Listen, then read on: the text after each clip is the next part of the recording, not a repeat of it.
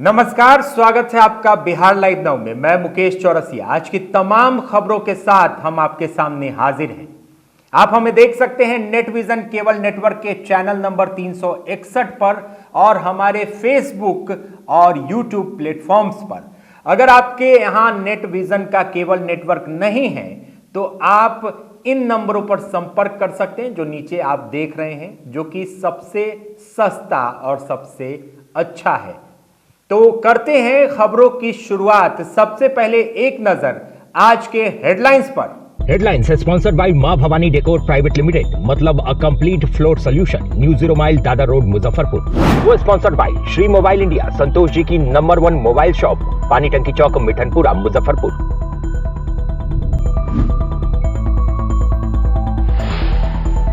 पिस्तौल लहराकर रील्स बनाने वाली मुजफ्फरपुर की नाबालिग लड़की पर पुलिस ने ठोका 30,000 रुपए का जुर्माना। वेतन बढ़ोतरी और राज्यकर्मी के दर्जे समेत अन्य मांगों को लेकर आंगनवाड़ी सेविका सहायिकाओं ने थाली और चम्मच बजाकर किया प्रदर्शन। और अमित शाह के आने के पहले महानगर जदयू ने किया हवन और यज्ञ, कहा भगवान अमित शाह को सद्बुद्धि दे। मुजफ्फरपुर की नाबालिग वायरल गर्ल जो कि पिछले दिनों बहुत वायरल हुई थी, बाइक पर स्टंट कर रही है और पिस्तौल दिखाकर गाना गा रही है। पुलिस की नजर जब इस पर पड़ी तो पुलिस ने छानबीन किया। हालांकि जो पिस्तौल आप देख रहे हैं वो टॉय गन है, लाइटर है, लेकिन स्टंट करते हुए इसने रील्स बनाया है। और कोई ऐसा जिला नहीं जो मुजफ्फरपुर वालों से हिला नहीं। ऐसा कुछ गाने के बोल थे और ये लड़की उसमें गाना गा रही थी। पुलिस ने सख्ती से कार्रवाई करते हुए इस पर 30,000 रुपए का जुर्माना लगाया है। साथ ही साथ इसके जो एक मित्र हैं वो भी नाबालिग हैं, उस पर भी 30,000 रुपया का जुर्माना लगाया गया है। इसकी जानकारी एसएसपी राकेश कुमार ने प्रेस विज्ञप्ति जारी करके दी है। और बताते चले कि 2 दिन पूर्व लड़की का हथियार के साथ वीडियो वायरल हुआ था।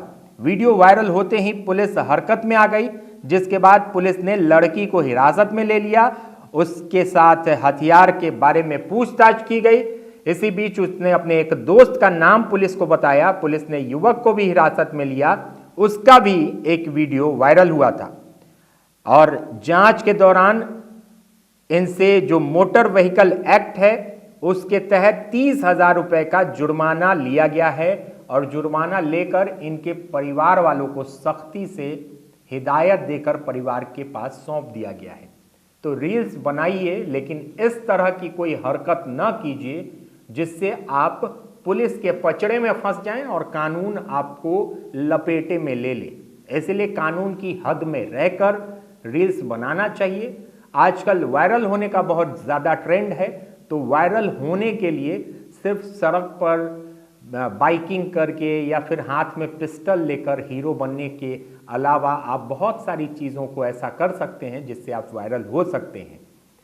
केंद्रीय गृह मंत्री अमित शाह के आगमन को लेकर जनता दल यूनाइटेड ने उनके आगमन के पहले यज्ञ और हवन का आयोजन किया। पताही एयरपोर्ट के ठीक सामने महानगर जदयू ने यज्ञ और हवन का आयोजन कर अमित शाह को भगवान से सद्बुद्धि देने की बात कही है। देखिए हमारे संवाददाता विकास कुमार गुप्ता की खास रिपोर्ट। पताही हवाई अड्डे में देश के केंद्रीय गृह मंत्री अमित शाह का आगमन हो रहा है, जिसको लेकर के पूरी तैयारी चल रही है। देख सकते हैं किस तरह जो सामने में बैरिकेडिंग लगाई गई है, पूरी तरह जो टेंट लग रही है, अमित शाह के आगमन की तैयारी चल रही है। ऐसे में जदयू महानगर जिला अध्यक्ष अनुभव कुमार जो हैं वो हवन कर रहे हैं प्रधानमंत्री नरेंद्र मोदी को सद्बुद्धि देने के लिए कि 2019 के जो चुनाव होते हैं, चुनाव में वो पताही हवाई अड्डा जो है उसे शुरुआत करने की बात कहते हैं। इसके बाद अब तक वो शुरुआत नहीं हुई। 2023 का ये लोकसभा चुनाव नज़दीक आ चुका है। ऐसे में हम उनसे बातचीत करेंगे। आज हवन कर रहे हैं, क्या कहेंगे? नहीं, ये सद्बुद्धि हवन है। हाँ, सद्बुद्धि हवन कर रहे हैं आज। हाँ बिल्कुल। 2019 में हमारे प्रधानमंत्री जी ने इसी पताही हवाई अड्डे से उन्होंने शंखनाद किए थे कि पताही एयरपोर्ट सुचारू रूप ढंग से चालू हो जाएगा। आज 5 वर्ष बीतने के बावजूद भी यह चालू नहीं हुआ। तो मुजफ्फरपुर की जनता, वैशाली की जनता, उत्तर बिहार की जनता ये जानना चाहती है कि क्या यह भी जुमला था। चूँकि 2 दिन बाद हमारे देश के गृह मंत्री जी का यहाँ दौरा है, यहाँ रैली है, अपने कार्यकर्ताओं को संबोधित करेंगे, तो ये हमारा मुजफ्फरपुर के वासी होने के नाते ये हमारा अधिकार है कि हम लोग ये जाने कि भाई आप पताही एयरपोर्ट को आप लोग खोलने का आश्वासन दिए थे, रिकॉर्डेड है, भाषण है। एक तरफ आप पता ही हवाई अड्डे के सामने ये हवन कर रहे हैं सद्बुद्धि को लेकर के, जो प्रधानमंत्री नरेंद्र मोदी को सद्बुद्धि मिले। ऐसे में 2019 के भी लोकसभा चुनाव में वो आए थे, तो उस टाइम भी बोले थे कि हवाई अड्डा शुरुआत हुई। क्या लगता है ये चुनावी सभा के लिए छोड़ा गया है? बिल्कुल, ये तो चुनावी ही जुमला बुझा रहा है। हम लोग तो अब भगवान के शरण में गए हैं, क्योंकि देश के प्रधानमंत्री जी वादा करके वादा पूरा नहीं किए, तो अब हम लोग किसके शरण में जाएंगे? तो अब हम लोग प्रभु के शरण में हैं कि भगवान उन लोग को सुबुद्धि दें कि मुजफ्फरपुर, वैशाली समेत उत्तर बिहार के लोगों को वो स्पष्ट करें कि क्या यह चुनावी जुमला था, क्या आपने मुजफ्फरपुर वैशाली के लोगों को छलने और ठगने का काम किया। यही जानने के लिए हम लोग आज हवन करके हम लोग याचना कर रहे हैं कि बताने का कष्ट कीजिए, क्योंकि आपके इरादे तो नहीं लग रहे हैं बनाने के।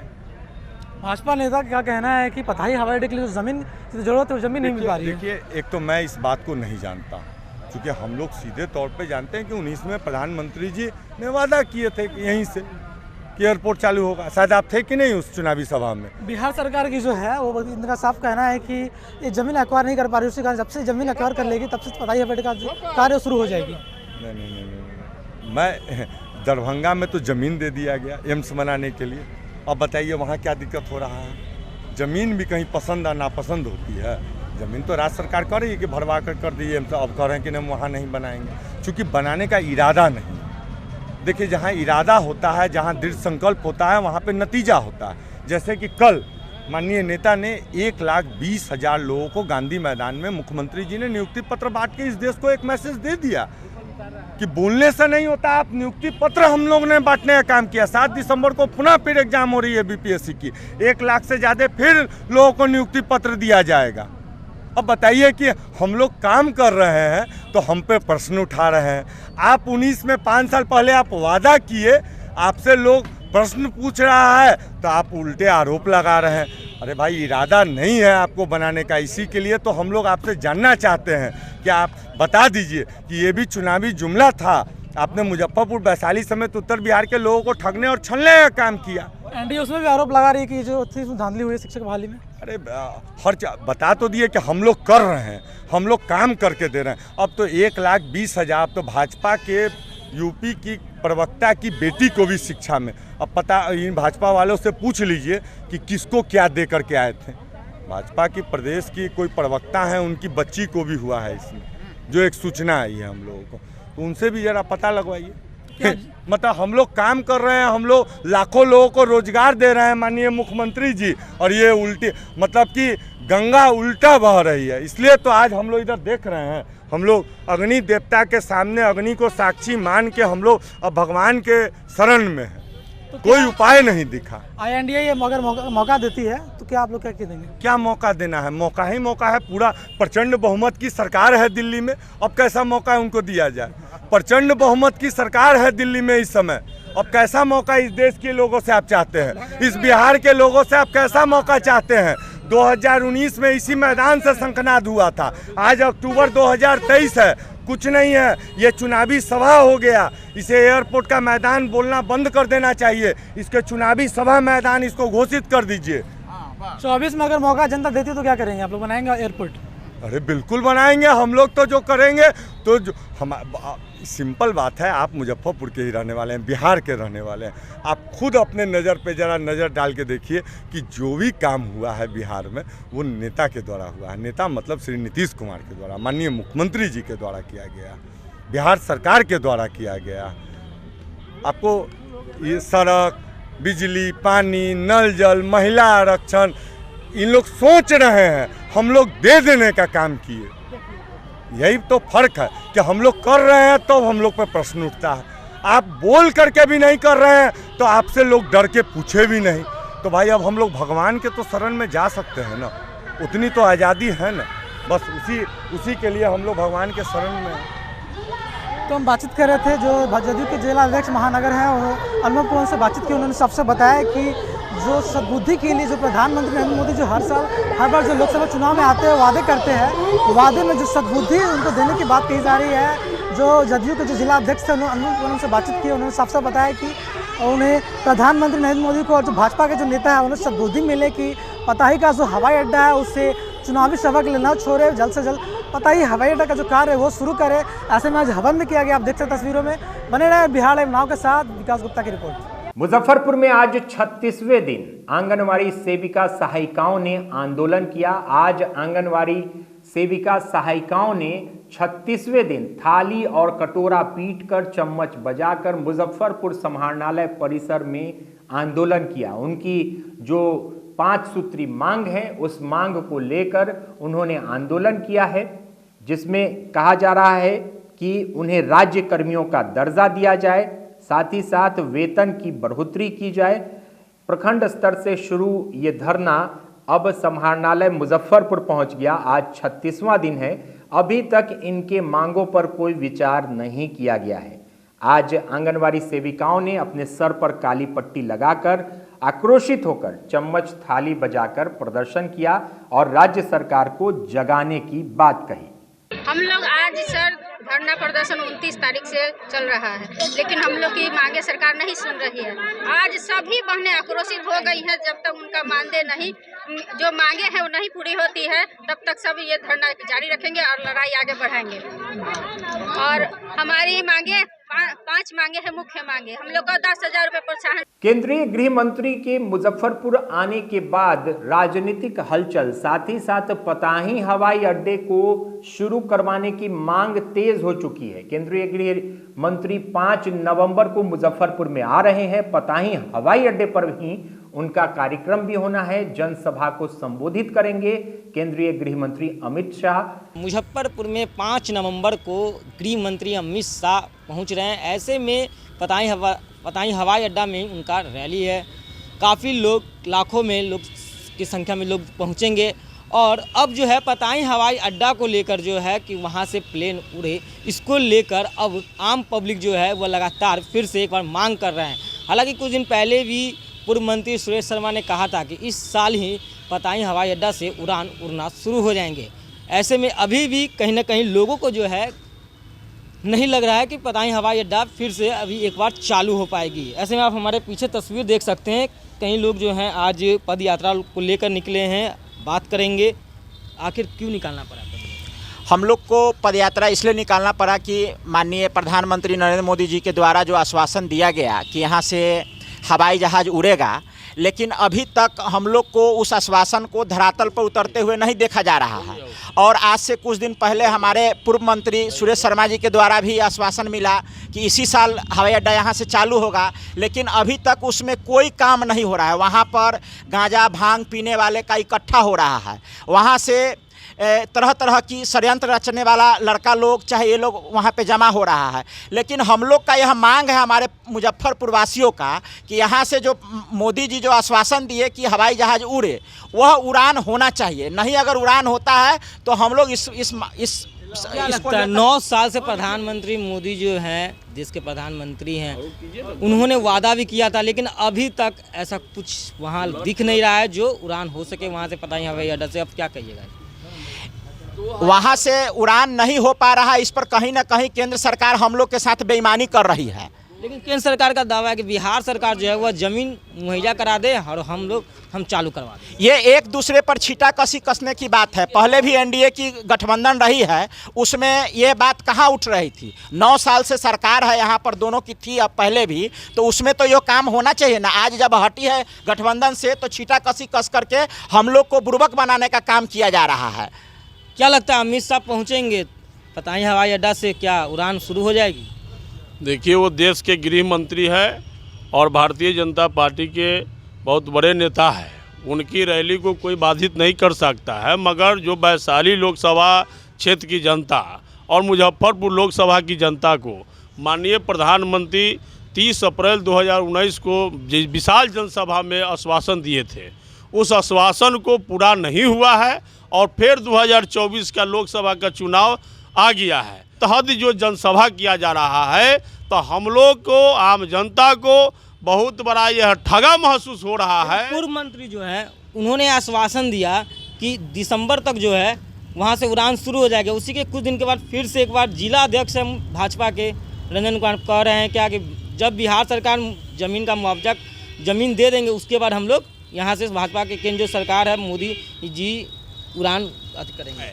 आज बिहार सरकार 475 एकड़ जमीन मुहैया करावे और केंद्र सरकार उसको हवाई अड्डा को चालू करवाने का आश्वासन किया हुआ है, मगर माननीय 2019 में जो माननीय प्रधानमंत्री मोदी जी जो आश्वासन दिए थे उस समय माननीय नीतीश कुमार जी भी एनडीए के साथ थे, नरेंद्र मोदी जी के बैसाखी पर मुख्यमंत्री थे, इसलिए वह नहीं चाहते हैं कि मोदी जी के जो वादा है पता ही भाजपा चाहती है लेकिन नीतीश कुमार नहीं चाहते हैं। भाजपा नहीं, मोदी जी का इच्छा है कि पताही से जल्दी उड़े उड़ान, मगर बिहार सरकार नीतीश कुमार को मुजफ्फरपुर जिला चौथे स्थान पर नजर उठा के देख रहे हैं, चूंकि उनका न मुजफ्फरपुर में सांसद है न वैशाली में सांसद है, वो मुजफ्फरपुर और वैशाली के साथ दोगलापनी कर रहे हैं। क्या लगता है मुजफ्फरपुर में पताही हवाई अड्डा चालू हो पाएगी?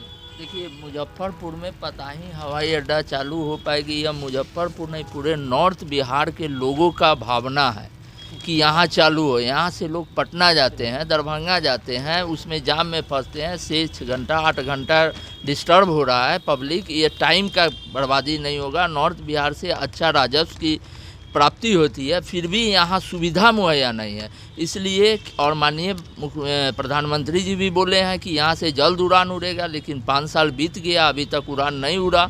इसी चीज़ को हम लोग याद कराने के लिए आज पताही हवाई अड्डा से समाहरणालय तक पदयात्रा करते हुए आए। कई लोग से बात भी किए, उनका साफ साफ कहना है कि जो अमित शाह जो गृह मंत्री जो यहाँ पहुँच रहे हैं, हम लोग की मांग है कि जो पताही हवाई अड्डा पे प्रधानमंत्री नरेंद्र मोदी जो वादा किए थे हम लोग से कि यहाँ से पताही हवाई अड्डा से जो है उड़ान उड़ेगी, उसको अब पूरा किया जाए।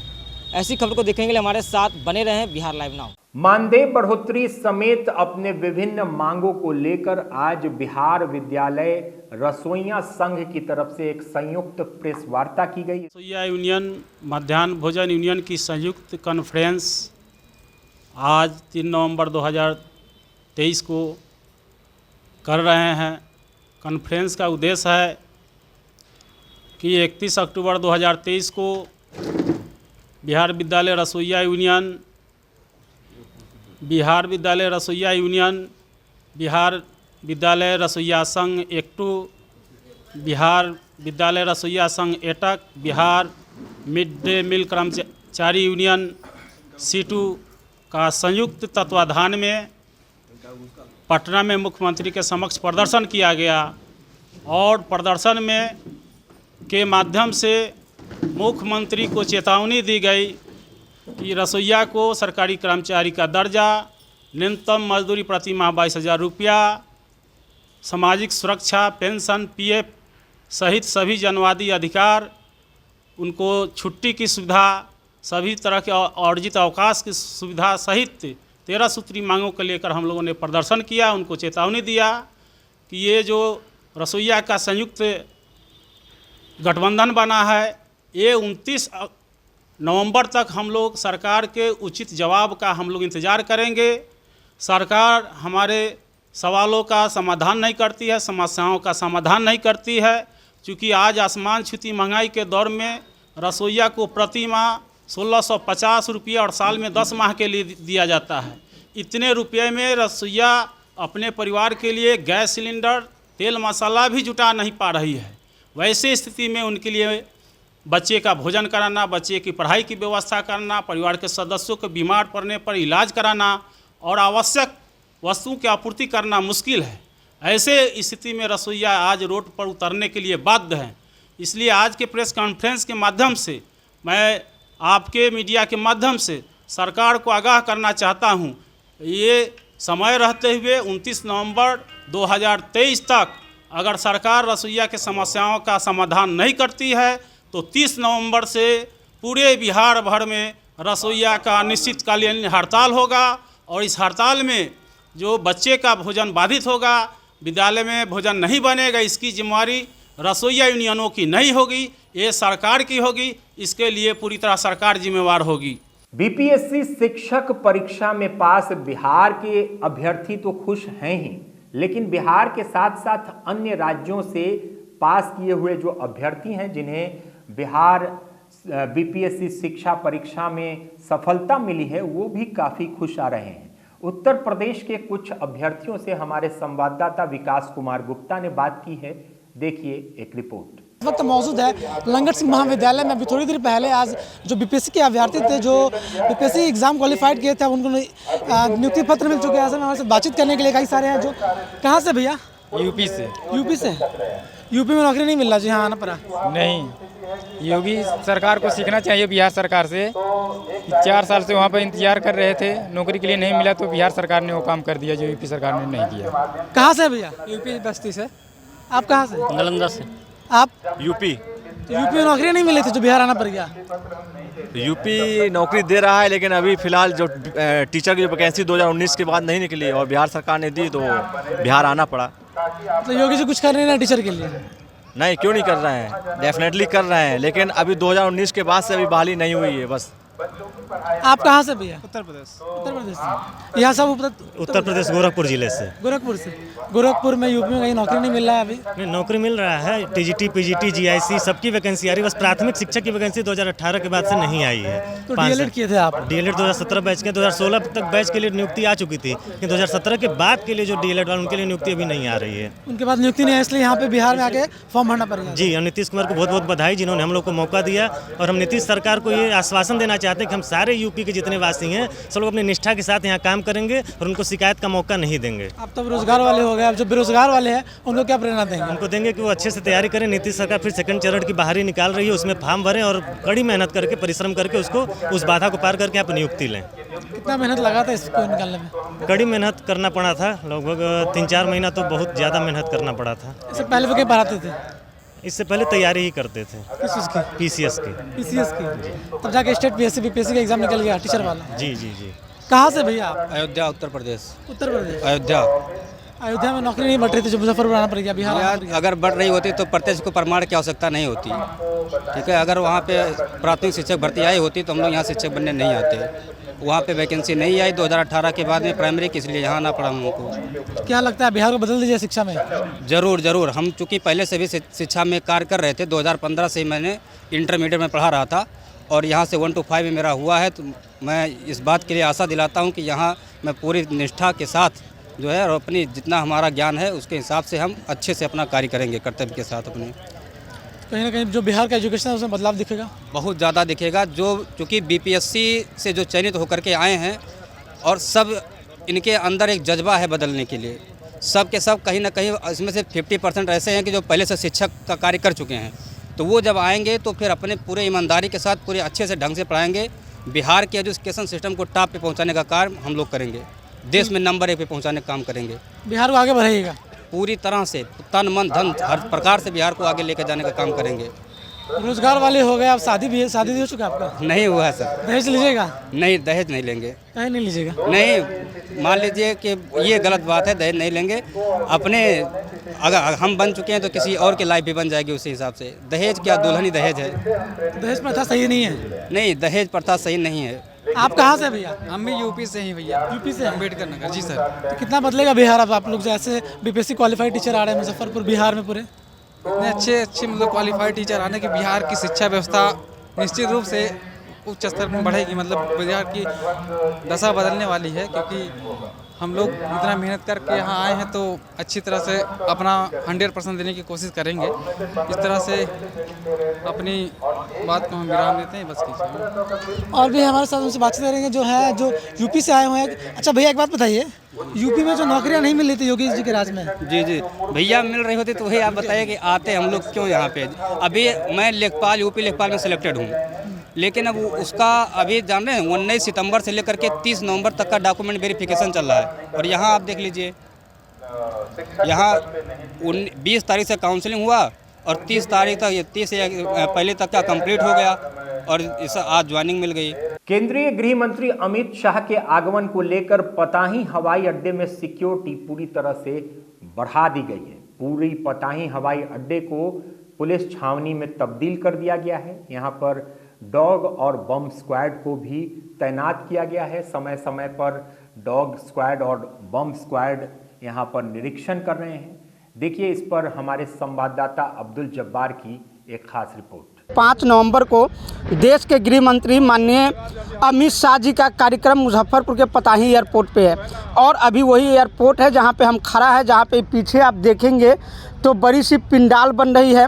यहां पे बम स्क्वाड का टीम भी है और इधर देखेंगे तो डॉग स्क्वाड का भी टीम है, जो यहाँ के जो विधि व्यवस्था है, जो सुरक्षा है। और ये जहां अभी हम खड़ा हैं ये वीआईपी इलाका है। यहाँ पे बहुत कम नेता जो होंगे, जो बीजेपी के नेता होंगे, उनका बहुत कम लोगों का इस घेरे के अंदर आगमन होगा। जहां अभी हम हैं ये वीआईपी इलाका आप कह सकते हैं, ये वीआईपी इलाका है। और यही जो स्टेज बनाई जा रही है, यहीं से आपको बता दें कि यहीं से अमित शाह जी यहाँ के मुजफ्फरपुर के जो लोग आएंगे उनको संबोधित करेंगे। ये जो आप तस्वीरें देखेंगे बहुत लंबी चौड़ी, जो पिंडाल की जो आगे जो यहाँ के लोग आएंगे, जो भी भाजपा के जो कार्यकर्ता नेतागण आएंगे, वो बहुत लंबी चौड़ी पंडाल का व्यवस्था किया गया है। ये देखेंगे तो ये स्टेज है जिसकी बाकायदा जो कार्य है वो पूरी हो रही है, वो बाकायदा कार्य चल रही है। और ये तस्वीरें आप देखेंगे तो यहाँ पे जो मजदूर हैं वो अपना कार्य पूरी तरह से पूरा कर रहे हैं। इधर देखेंगे तो सुरक्षा के मद्देनज़र यहाँ पे जो सिपाही है, जो यहाँ के जिनको ड्यूटी दिया गया है, वो लोग यहाँ पे मौजूद हैं और बाकायदा यहाँ पे देख रेख कर रहे हैं। और एक चीज़ आपको बता दें कि यहाँ पे बम स्क्वाड है, यहाँ पे डॉग स्टॉक है, कि कहीं से कोई गड़बड़ी ना हो जाए, क्योंकि देश के गृह मंत्री यहाँ आ रहे हैं। और ये पिंडाल जो आप देखेंगे पूरे, ये जो पताही एयरपोर्ट है, पूरे पताही एयरपोर्ट में एक तरह से कहा जाए तो बांस बल्ले का जो कार्य है वो चल रहा है, बांस बल्ले का कार्य हो रहा है। क्योंकि अब बहुत कम समय बच गए हैं कि देश के गृह मंत्री अमित शाह जी यहाँ आ रहे हैं, तो बहुत कम समय है। ऐसे में तैयारी जोरों शोर पे चल रही है, बहुत तेज़ी के साथ ये तैयारियां चल रही है। और ये देखेंगे आप तो पीछे में जो डॉग स्क्वाड की टीम है वो बाहर में सर्वे करने गई है, वहाँ पे वो देखेगी कि हाँ किस तरह से कोई घटना तो ना हो जाए। इसके लिए भी बहुत सारे लोग जो है यहाँ पे जो भी प्रशासनिक पहल है उस पर भी लगे हुए हैं। बने रहें ताज़ा तरीन खबरों के लिए बिहार लाइव नाउ के साथ। जब तक मैं अब्दुल जब्बार सरोज गुप्ता के साथ लेता हूँ इजाज़त, नमस्कार। तो खबरों में आज बस इतना ही। कल फिर होगी खबरों के साथ मुलाकात और आप हमें देख सकते हैं नेट विजन के चैनल नंबर 361 पर। अगर आपके घर में नेट विजन का चैनल नहीं है तो आप नीचे दिए गए नंबर पर संपर्क करके नेट विजन का केबल नेटवर्क लगा सकते हैं, जो कि सबसे अच्छा और सबसे सस्ता है। और हमें देखने के लिए हमारे फेसबुक पेज और यूट्यूब चैनल पर भी ट्यून कर सकते हैं। तब तक मुझे मुकेश चौरसिया को दीजिए इजाजत। नमस्कार।